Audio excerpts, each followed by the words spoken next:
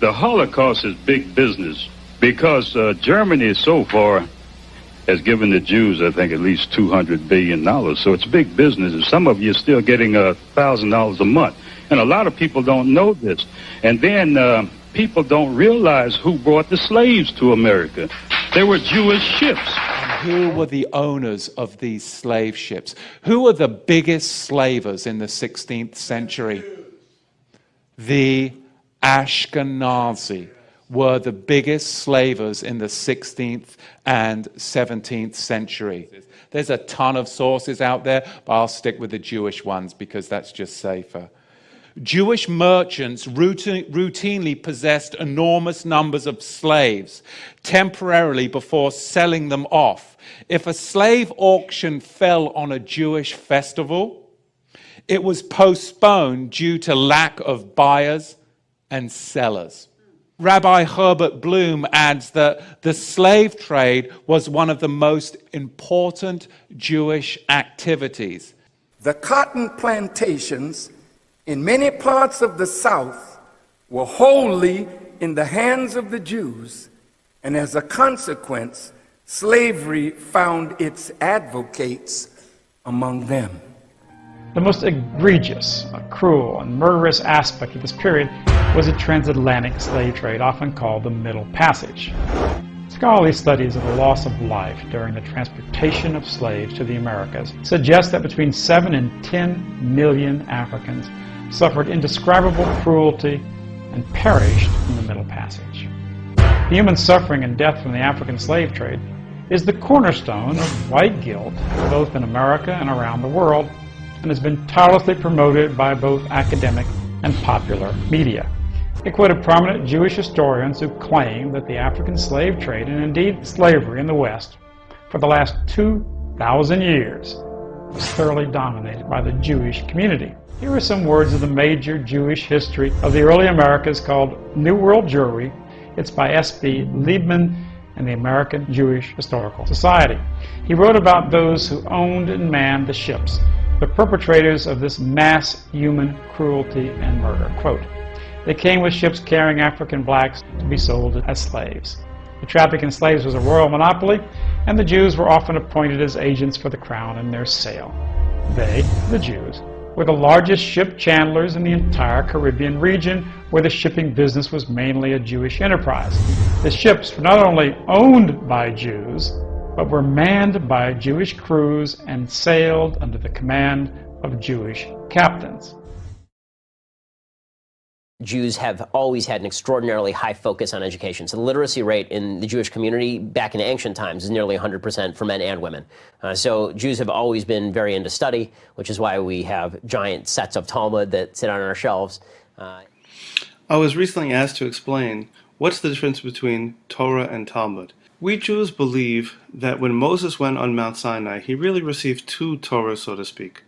One is the written Torah that we know as the Chumash, or the 5 books of Moses, and the other was an oral Torah, or explanations of those 5 books and all the rules and regulations and understandings of Jewish life. There are many things in the Torah which are left unclear, and we have many commentaries that we study with, which would help us to be able to understand what the text says. But we also have a tradition of oral interpretation and understanding that goes all the way back to Moses and is passed on from teacher to teacher to teacher to teacher, all the way down to us. And ultimately, the ultimate production of the oral law was the Talmud, a huge collection of the lectures and discussions of rabbis over a period of about 400 years. There's lots and lots of things in the Talmud. Now, you'll hear sometimes about crazy things in the Talmud.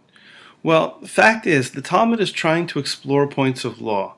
Nevertheless, the scholars have to follow very defined rules and protocols for interpreting the text. And when we look at the rabbis of the Talmud, we're not just looking at any rabbis. We're looking at people who are deeply steeped in the Torah and whose knowledge of Torah is really unsurpassed. And so what we're looking at is the oral Torah, delivered all the way from Mount Sinai, interpreting the written Torah. So it's Torah interpreting Torah. right? Not rabbis interpreting Torah. In Babylon, the Pharisees codified their oral traditions into the Babylonian Talmud, the written form of that oral tradition which Jesus so bitterly rebuked. Jesus described the Pharisees as hypocrites, children of hell, blind guides, whited sepulchres, full of dead men's bones. He even described the Pharisees as children of their father the devil, a murderer from the beginning. And what we're saying is we've read the book. We know what the book says. The book calls for killing innocent children. There's no fine distinctions made here. It's a book of racist statements in the name of the Torah. The Talmud provides generous loopholes for adultery. It says the penalty for adultery does not include sex with a minor, the wife of a minor, or the wife of a heathen. In Babylon, sexual perversion of every kind had been a way of life for millenniums. The Pharisees were deeply influenced by such practices. So the Shekhinah refers to the divine presence. And it's a feminine word, by the way. It's not masculine. You see, this so-called divine presence at the Wailing Wall is actually the Kabbalistic feminine emanation of their false god, the Shekinah. Watch closely how the rabbis thrust their pelvises and penises back and forth in a prescribed prayer movement called davening, in which the Jew copulates with the Shekinah in order to give birth to an erotic union with the Ein Sof, the Kabbalistic masculine emanation of their false god. Now watch this young Jewish boy who, instinctively knowing that davening is a lewd and embarrassing act, just can't bring himself to perform the thrusting of his pelvis. In 3 of the major treatises of the Talmud are found extensive passages which give legal endorsement to seduce and marry 3-year-old baby girls. When a grown-up man has intercourse with a little girl, it is nothing, for when the girl is less than this, 3 years and a day, it is as if one put the finger into the eye. As tears come to the eye again and again, so does virginity come back to the little girl under 3 years. The intercourse of a small boy is not regarded as a sexual act. When they circumcise little boys, the rabbi actually puts his mouth around the penis and sucks the blood. I am not making this up. This is Talmudic Judaism, and this is what is being carried out in Israel. So, for those who want to support Israel, especially the idiot Christian Zionists, my God, how stupid are you? These people hate Jesus Christ, and they definitely are using you like a bunch of idiot pawns for their own sick and twisted game. The quickest way to grasp the Talmudic view of Gentiles is not directly from the Talmud, but from the Jewish encyclopedias. What the Jewish encyclopedia provides us is a definitive overview of perhaps hundreds of rabbinic statements on any subject, giving us accurate summaries of what the Talmud generally teaches. Gentiles they classed not as men, but as barbarians. Since Gentiles are not men in the fullest sense, so the Gentile is not a neighbor of a Jew. The Gentile was forever beneath the Jew. Gentiles were outlawed by God from the beginning, and thus had no property rights. Since the Talmud outlawed the child, or issue of a Gentile, as that of a beast, a Gentile had as little legal rights in a Jewish court as did an animal. So vile was the nature of a Gentile that the great Simeon ben Yohai said, "The best among the Gentiles deserves to be killed. The best of snakes ought to have its head crushed." Jews, however, are exalted beings in the Talmud, worthy of praise. Because the Talmud conspires against Gentiles, if a Jew was ever caught telling a Gentile what the Talmud really says, such a person deserves death. And my father liked to sabotage anything that I did. So like if he heard me writing, if he heard me typing, he would always break in on me and try to mess up my concentration.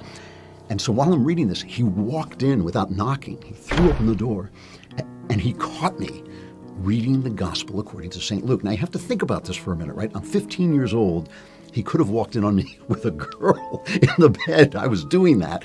But he walked in on me reading the gospel according to St. Luke, and he was furious. I mean, the rage came out of him in little bits because he was trying not to let it out, but it kept bubbling up out of him like hot tar, and he couldn't stop it. He was cursing at me. He was using, foul language, and he would keep bursting out. And we went in to have dinner, and we'd sit down, and it kept coming out. And of course, we have Hebrew Christians this very day.